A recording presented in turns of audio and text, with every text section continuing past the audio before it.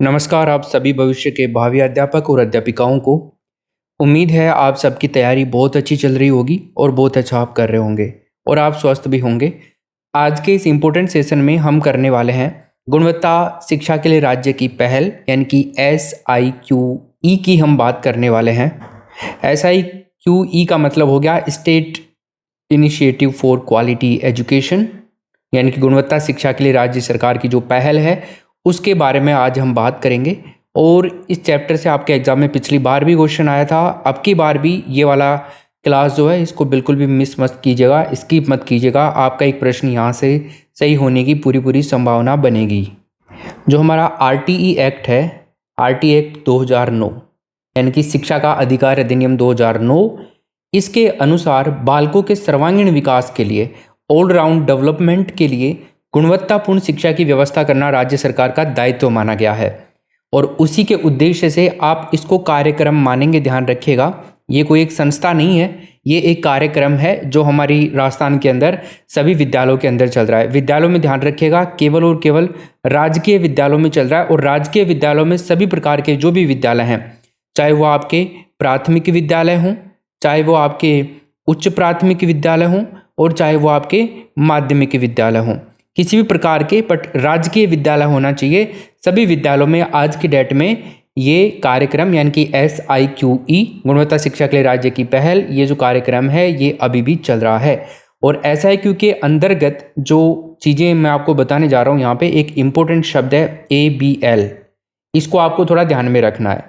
क्यों? क्योंकि इस कार्यक्रम के अंतर्गत शिक्षकों की क्षमताओं के संवर्धन के ऊपर तो बल दिया ही जाता है कि शिक्षकों की क्षमताएं क्या हैं और किस लेवल तक वो काम कर सकते हैं। इसके साथ ही इसके अंदर गतिविधि आधारित अधिगम, ABL का मतलब भी दोस्तों क्या होता है?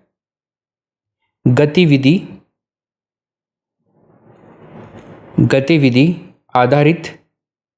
आधारित अधिगम, यानी कि इसको हम बोल सकते हैं ABL, एक्टिविटी बेस्ड लर्निंग। और इसी के अंदर दोस्तों क्या किया गया है मैं आपको बताऊं, CCP यानी कि चाइल्ड सेंटर्ड पेडागोजी, जिसको हम क्या बोलते हैं, बाल केंद्रित पेडागोजी, या फिर हम इसको शिक्षा शास्त्र भी बोल सकते हैं। तो बाल केंद्रित पेडागोजी के आधार पर सतत एवं व्यापक मूल्यांकन, जिसके बारे में आप जानते हैं CCE, इसको अपनाया गया है। तो CCE को किसके आधार पर अपनाया गया है? CCP के आधार पर अपनाया गया है, यानी कि चाइल्ड सेंटर्ड पेडागोजी या फिर बाल केंद्रित शिक्षा शास्त्र के आधार पर अपनाया गया है। देखो यहाँ पे मैं आपको एक तो ABL के बारे में बता चुका हूँ, एक तो ABL का ध्यान रखिएगा। मैं यहाँ पे फुल फॉर्म लिख देता हूँ क्योंकि आपको पूछी जा सकती है कुछ फुल फॉर्म है इस चैप्टर से संबंधित, उनके बारे में आप लोगों से पूछा जा सकता है। तो ABL का मतलब हो गया एक्टिविटी बेस्ड लर्निंग, ठीक है। एक तो ये हो गई आपकी। एक है CCP जिसके बारे में हम यहाँ पर देख रहे हैं, इसका हम करेंगे चाइल्ड सेंटर्ड पेडागोजी, ठीक है। और एक नाम है CCE। इन तीनों नामों को आप याद रखोगे। CCE का मतलब हो गया कॉन्टिन्यूअस एंड कॉम्प्रिहेंसिव एवोल्यूशन, यानी कि मूल्यांकन, सतत एवं व्यापक मूल्यांकन की जो हम बात करते हैं। तो ये ABL, CCP और CCE का मतलब आपको पता होना चाहिए। इसका मतलब क्या हो गया? इसका मतलब हो गया ABL का मतलब हो गया आपका गतिविधि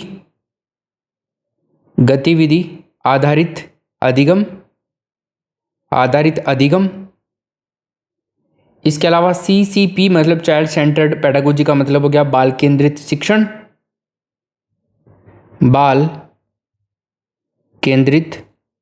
शिक्षण, और CCE यानी कि कंटिन्यूअस एंड कॉम्प्रिहेंसिव एवोल्यूशन, इसका मतलब हो गया आपका सतत एवं व्यापक मूल्यांकन, ठीक है। अब थोड़ा आप ध्यान दीजिए, ये जो तीन चीज़ें मैंने आपको बताई हैं यहाँ पे, एक तो आपका ABL plus CCP plus CCE, इन सब को मिला करके SIQE कार्यक्रम बनाया गया है। ये फॉर्मूला आपको याद रखना है। तो ABL plus CCP plus CCE बराबर क्या होता है? SIQE। ये फॉर्मूला बनाया गया है, यानी कि ये कार्यक्रम बनाया गया है। और इस कार्यक्रम के उद्देश्य हैं बाल जो केंद्रीय शिक्षण है, इसके द्वारा बालक को सीखने के पर्याप्त अवसर देना, बच्चों में परीक्षा के भय को दूर करना, ठीक है, कई सारी चीज़ें हैं। बालक के चिंतन को विकसित करना कि बालक और ज़्यादा थिंकिंग कर सके, और ज़्यादा गुणात्मक तरीके से सोच सके। बच्चों की प्रगति को अभिभावकों के साथ में नियमित रूप से साझा करना, कई सारे इसके उद्देश्य हैं। बच्चों की जो मौलिकता है, सृजनात्मकता है, उसका विकास करना, ज्ञान को स्थायी और प्रभावी बनाने के साथ में प्राथमिक शिक्षा की नींव को मजबूत करना, इसके सारे के सारे उद्देश्य हैं। ठीक है, तो इसका जो जनरल इंट्रोडक्शन था दोस्तों, वो मैं आपको बता चुका हूँ। देखो, इस कार्यक्रम के संचालन और मॉनिटरिंग के लिए कुछ संस्थाएं हैं, तो उनके बारे में भी आपको पता होना चाहिए। तो ये जो इन संस्थाओं के द्वारा कुछ संयुक्त रूप से इस कार्यक्रम को क्रियान्वयन किया जा रहा है, तो उसके बारे में मैं बता देता हूँ कौन कौन सी संस्थाएं हैं। तो एक तो है आपका समग्र शिक्षा अभियान। समग्र शिक्षा अभियान के बारे में ध्यान रखोगे। दूसरा आप ध्यान रखोगे SCERT के बारे में, जो कि हम पढ़ चुके हैं इस पूरे चैप्टर को। एक हम याद रखेंगे प्रारंभिक शिक्षा निदेशालय के बारे में, इसके बारे में भी हम पढ़ चुके हैं। ठीक है, और एक चौथा है आपका माध्यमिक शिक्षा निदेशालय। ये जो 4 संस्थाएं हैं इस कार्यक्रम को संचालन और मॉनिटरिंग का काम कर रही हैं। इस कार्यक्रम के संचालन के लिए प्रशिक्षण और कार्यक्रम की रूपरेखा तैयार करने का जो काम है वो किसका है, ये भी आप ध्यान रखिएगा। रूपरेखा तैयार करने का काम कौन करता है इस कार्यक्रम को? किसको? SIQE कार्यक्रम को। तो इसके बारे में भी आपको पता होना चाहिए। राजस्थान स्कूल शिक्षा परिषद, बताइए कहाँ पे है? पढ़ चुके हैं अपन।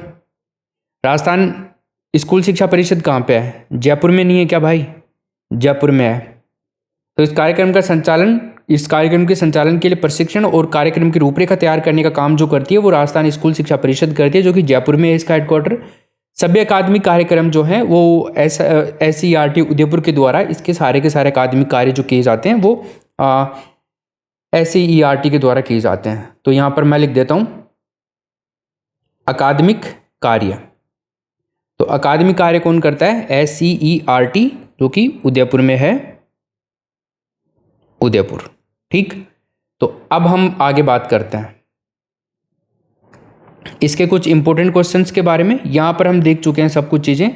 मैंने आपको एक तो CCP के बारे में बताया। यहाँ पे CCP का मतलब हो गया आपका चाइल्ड सेंटर्ड पेडागोजी। CCE का मतलब आपका हो गया यहाँ पे कंटिन्यूस एंड कॉम्प्रिहेंसिव एवोल्यूशन, यानी कि सतत एवं व्यापक मूल्यांकन। और CCP का मतलब हो गया चाइल्ड सेंटर्ड पेडागोजी, बाल केंद्रित शिक्षा। उसके बाद में हमने देखा इन तीनों को मिला करके SIQE का निर्माण होता है, जो कि एक कार्यक्रम है, राजस्थान की सभी राजकीय स्कूलों के अंदर चल रहा है। इसको 4 संस्थाएं मिलकर के इसका निर्माण होता है। समग्र शिक्षा अभियान, SCERT और प्रारंभिक शिक्षा निदेशालय और माध्यमिक शिक्षा निदेशालय। रूपरेखा तैयार करने का काम है SIQE के जो है वो राजस्थान स्टेट स्कूल शिक्षा परिषद का है, जो कि जयपुर में है। और अकादमिक कार्य जो भी SIQE के देखते हैं वो SCERT देखता है, जो कि उदयपुर में है। RT 2009 के अनुसार बालकों के सर्वांगीण विकास के लिए गुणवत्ता शिक्षा की व्यवस्था करना सरकार का दायित्व है। ये चीज़ें हमने देख ली यहाँ पे। अब हम पहला क्वेश्चन देखते हैं। तो हमारा जो पहला क्वेश्चन है दोस्तों वो है SIQE कार्यक्रम के कौन से उद्देश्य हैं? तो उद्देश्य के बारे में भी हम अगर क्वेश्चन देखना चाहें तो यहाँ पे देख सकते हैं। पहला ही इंपॉर्टेंट क्वेश्चन आ गया है आपका उद्देश्य को लेकर के। तो इसका आंसर हो जाएगा उपरोक्त सभी। ऑप्शन नंबर हम करेंगे डी, राइट आंसर। बाल केंद्रित शिक्षण के द्वारा बालक सीखने के पर्याप्त अवसर प्रदान करना, बच्चों में परीक्षा के भय को दूर करना और गतिविधि आधारित शिक्षण को बढ़ावा देना, तीनों ही इसके उद्देश्य हैं। और भी कई सारे उद्देश्य मैंने आपको बताए थे कि बच्चों की मौलिकता और सृजनात्मकता का विकास करना, बच्चों की प्रगति को अभिभावकों के साथ में नियमित रूप से साझा करना, बच्चों के गुणात्मक विकास के साथ साथ उनके नामांकन और ठहराव की अंदर भी वृद्धि करना। क्वेश्चन नंबर 2 देखिए, SIQE का किस स्तर की शिक्षा से संबंध है?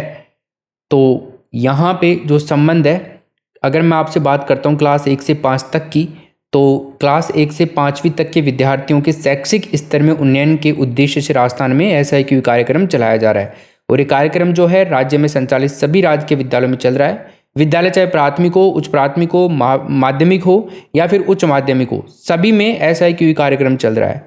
और ये जो है ये राजकीय विद्यालयों में चल रहा है, ये आपको पता होना चाहिए। तो प्राथमिक आप कर दीजिएगा इसमें।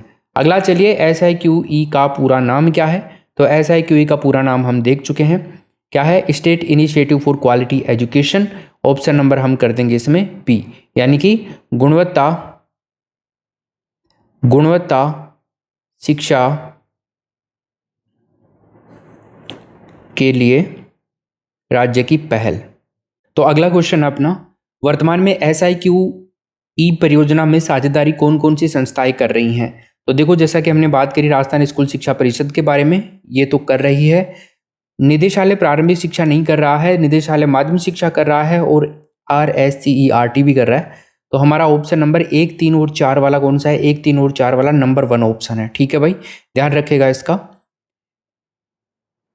जो 4 के बारे में हमने बात करी थी, राजस्थान स्कूल शिक्षा परिषद जयपुर, एक माध्यमिक शिक्षा निदेशालय, RSCERT, और एक बौद्ध शिक्षा समिति यूनिसेफ भी है, वो भी इसमें इंटरेस्टेड है। आगे चलते हैं, क्वेश्चन नंबर 5 को देखते हैं।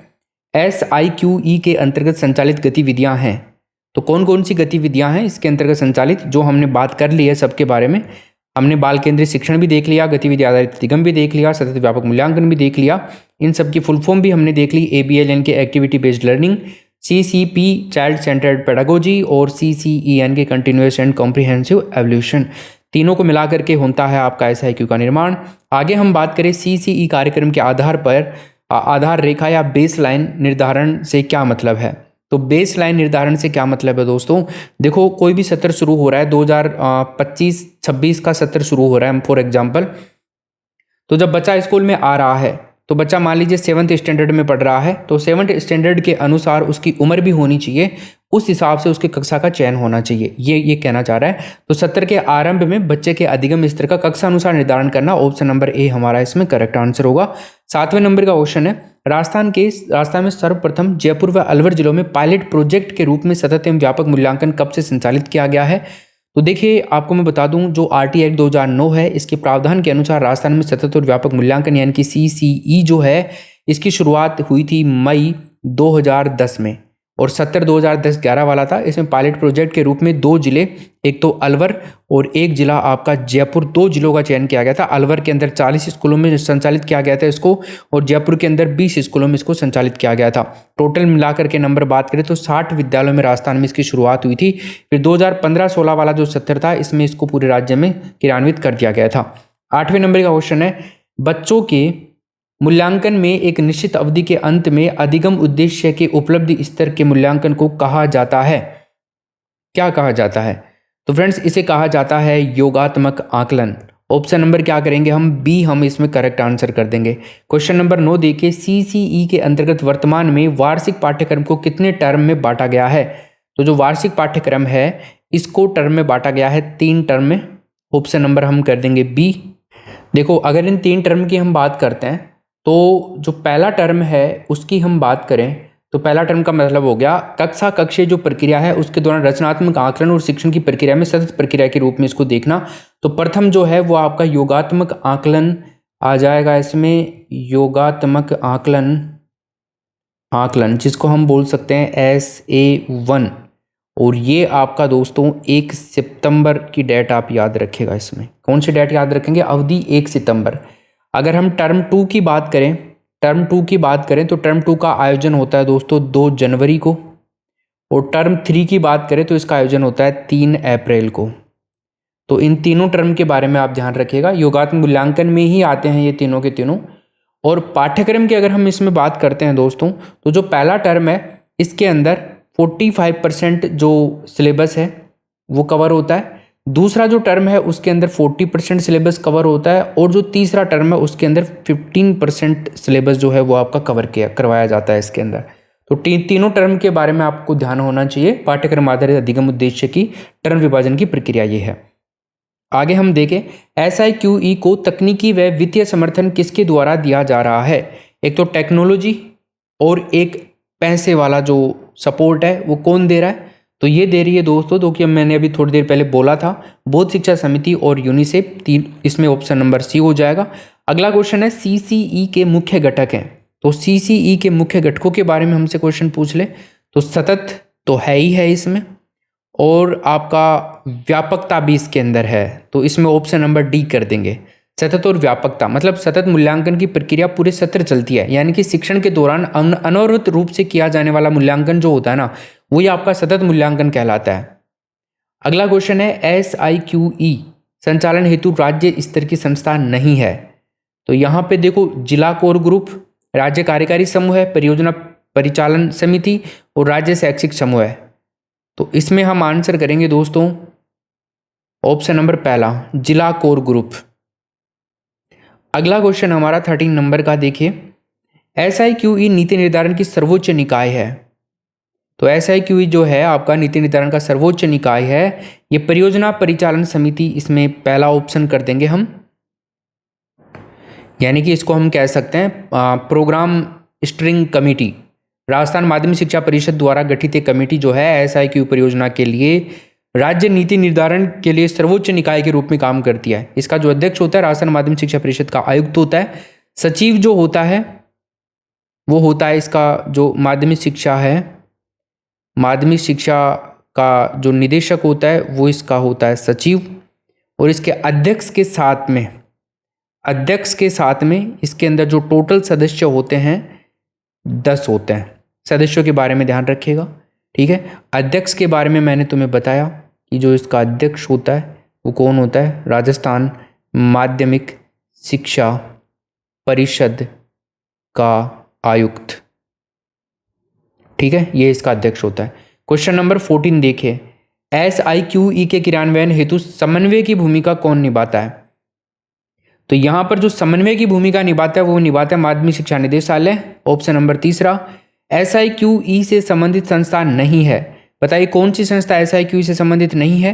तो RSCERT तो है, राजस्थान स्कूल शिक्षा परिषद भी है, माध्यमिक शिक्षा निदेशालय भी है, अभिभावक नहीं है, तो हम इसमें डी ऑप्शन करेंगे। अगला देखिए, कौन सा प्रोग्राम स्टीयरिंग कमेटी का कार्य नहीं करता है या नहीं है?